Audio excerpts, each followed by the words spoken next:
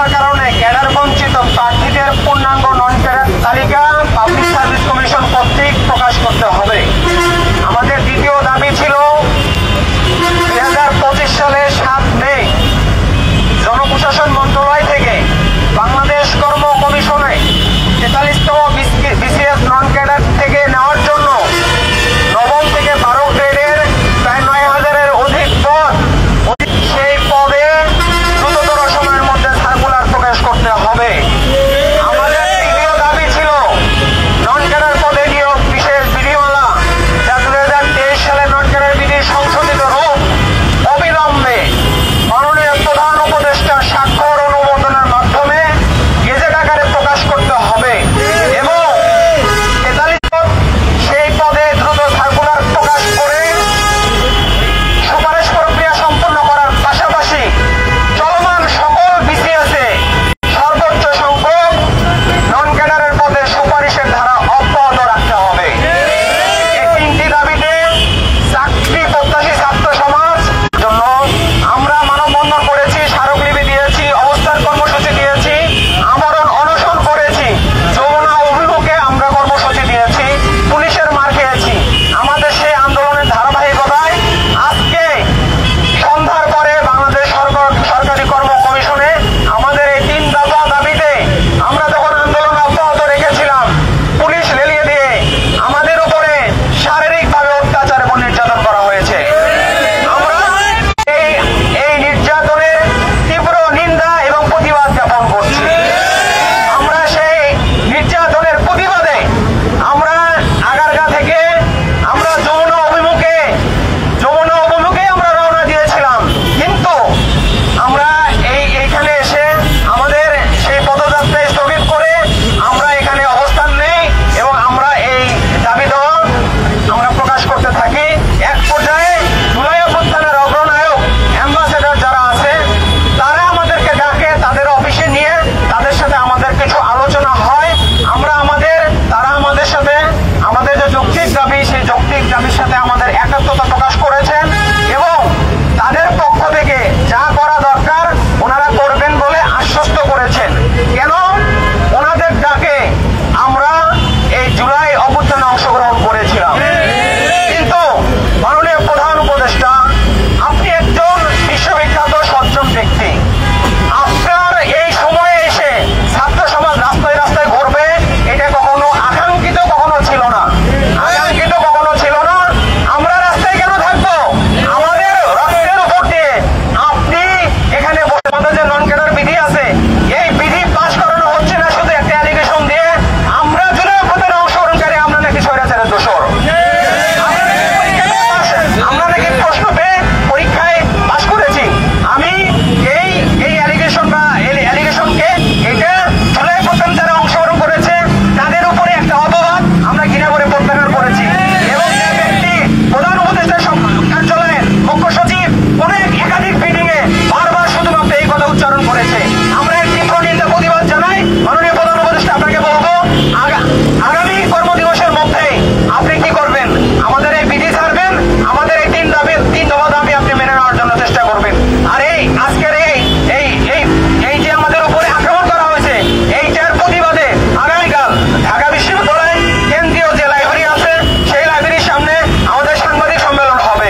সেই সাংবাদিক সম্মেলন থেকে চাকরি পদ্ধতি ছাত্র সমাজ পরবর্তী কর্মসূচি ঘোষণা করা হবে এবং এই দাবি আদায় না করা পর্যন্ত আমাদের আন্দোলন অব্যাহত থাকবে। এখন আমরা এনসিপির যে ভাই যারা আছেন, জোবাইর ভাই, ওনাদের লিডার ভাই, ওনাদের গণসংযোগ শাখার যে দায়িত্ব, ওনারা আমাদের সাথে যে আলোচনা করছে ওই আলোচনাতে কি আলোচনা হয়েছে, কি সিদ্ধান্ত হয়েছে এই বিষয়টা আমাদের সংবাদ সম্মেলন ঢাকা বিশ্ববিদ্যালয়ের কেন্দ্রীয় গ্রন্থাগারের সামনে হবে আগামীকাল বিকাল 4টা। এখন ওনারা আমাদের সাথে কি আশ্বাস দিচ্ছে সেই বিষয়টা ওনারা ওনাদের পক্ষ থেকে বলবেন।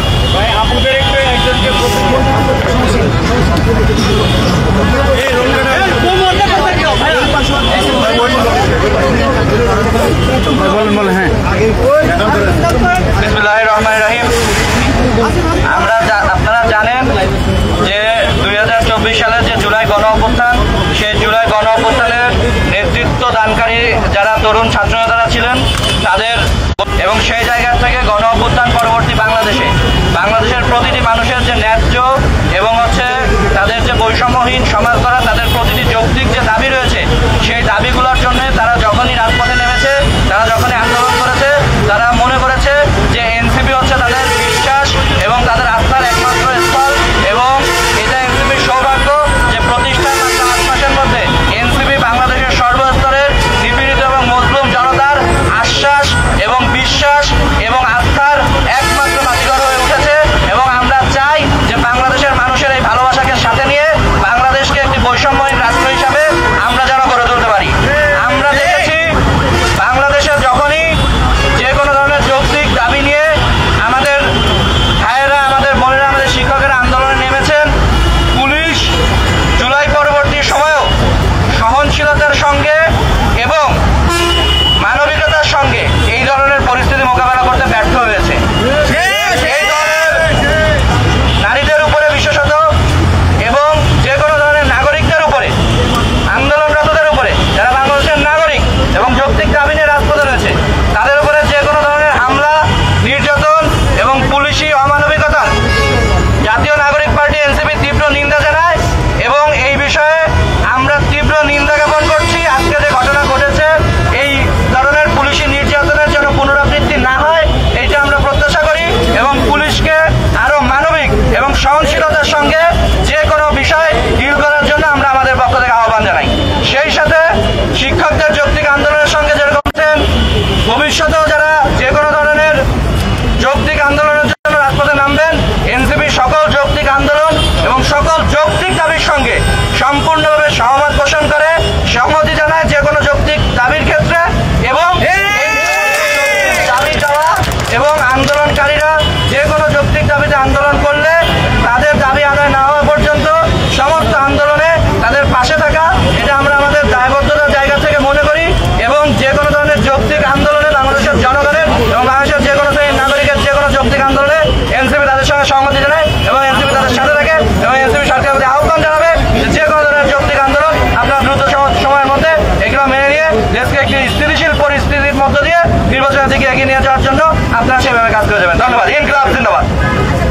আপনাদের অবস্থান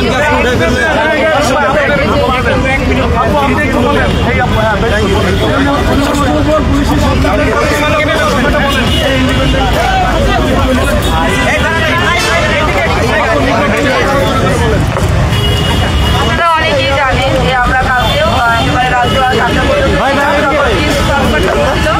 যে আজকে একটা মিটিং হবে, বিশেষ একটা মিটিং হবে, শুধু এক্সক্লুসিভ 43-এর জন্য একটা মিটিং হবে। তো আমরা তাদের আশ্বাস অনুসারে তাদেরকে আমরা অভিভাবক মানি, আমরা তাদের আশ্বাস অনুসারে আমরা আমাদের পথ ছেড়ে যাই এবং আমরা আজকে মিটিংয়ে আমাদের রেজাল্ট কি হয় সেটা জানার জন্য আমরা আজকে সেখানে যুক্ত হই। আমরা খুবই শান্তিপূর্ণ অবস্থান ছিলাম, আমাদের কোনো আচ্ছা আমরা খুবই শান্তিপূর্ণ অবস্থানে ছিলাম। আমরা তাদের কাছে শুধু আমরা বলছি, বারবারই আমরা বলছি যে আমরা একটা যৌক্তিক দাবি নিয়ে আসছি, আমরা বিএসসিতে একবার না আমরা বারবার আসবো, একটা মাত্র বিসিএস দিয়ে আমাদের জীবনে সবকিছু শেষ না, আমরা বারবার বিএসসিতে আসবো। আমরা বিএসসিতে কোনো বিশৃঙ্খলা করবো না, বিএসসি একটা পবিত্র জায়গা, তার পবিত্রতা আমরা রক্ষা করবো। আমরা বিএসসির কোনো কর্মকর্তার কোনো বিশৃঙ্খলা করবো না। আমাদের দাবি যদি অযৌক্তিক হয়, আপনারা পুলিশ দিয়ে আমাদের মারবেন না, আপনারা আমাদের উপর থেকে গাড়ি নিয়ে চলে যান, আমরা আপনাদের কিচ্ছু বলবো না। কিন্তু বিএসসি আসেই আমাদের কোনো পুলিশ দিয়ে আমাদের ট্রেনে আমাদের হাত ধরে আমাদের এই হাত ভেঙে দিচ্ছে।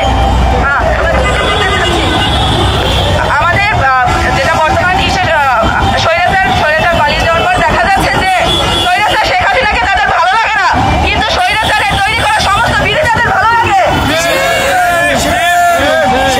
এইসব বিধির মধ্যে কি রয়েছে এটা কি আমরা জানি না, এইসব বিধির মধ্যে মধু লুকাই রয়েছে। এটা যদি চলতে থাকে